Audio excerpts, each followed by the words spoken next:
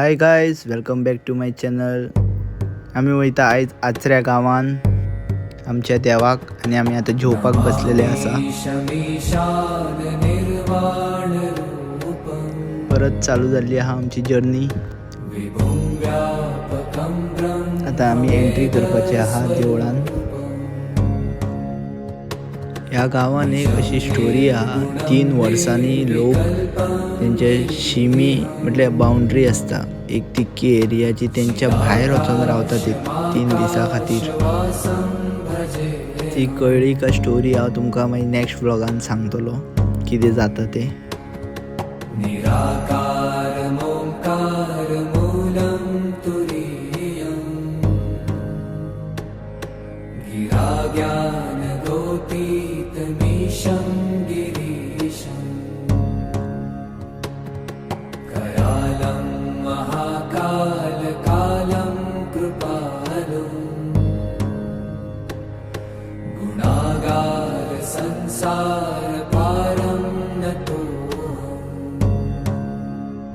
तशेंच मागीर आमी आनी मातशे फुडें गेल्लेले आसा. कुणकेश्वर शंकराचें देवूळ आहा थंय, तें पळोवपाक गेल्ले आमी.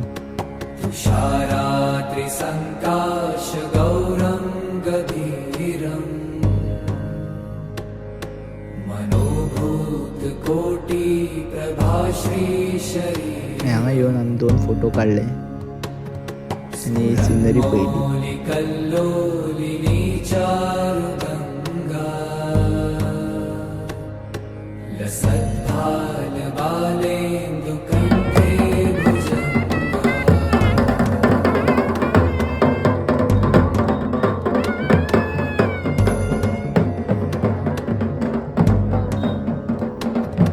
चलत्कुण्डलं भ्रूसुनेत्रं विशालम् प्रसन्नाननं नीलकण्ठं दयालम्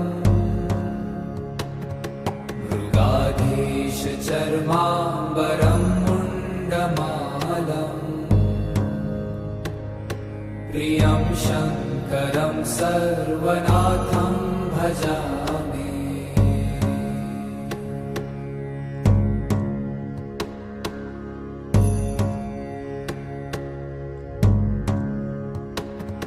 प्रचण्डं प्रकृष्टं प्रगल्भं परेशम् अखण्डम् अजं भानुकोटिप्रकाशम्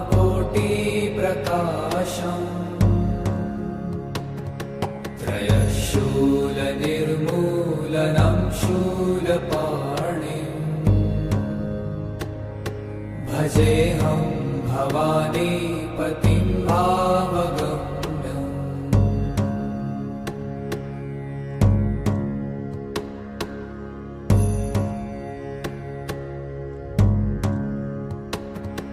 कलातीत कल्याण कल्पान्तकारी सदा सज्जनानन्ददाता पुरारी चिदानन्द सन्दोह मोहापहारी प्रसीद प्रसीद प्रभो मन्मथारी.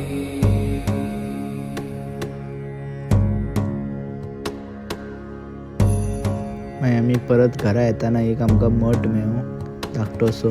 नयावत् उमानाथ पादारविन्दं भजन्ति आमी पयलो आनी आयचो ब्लॉग काबार करता.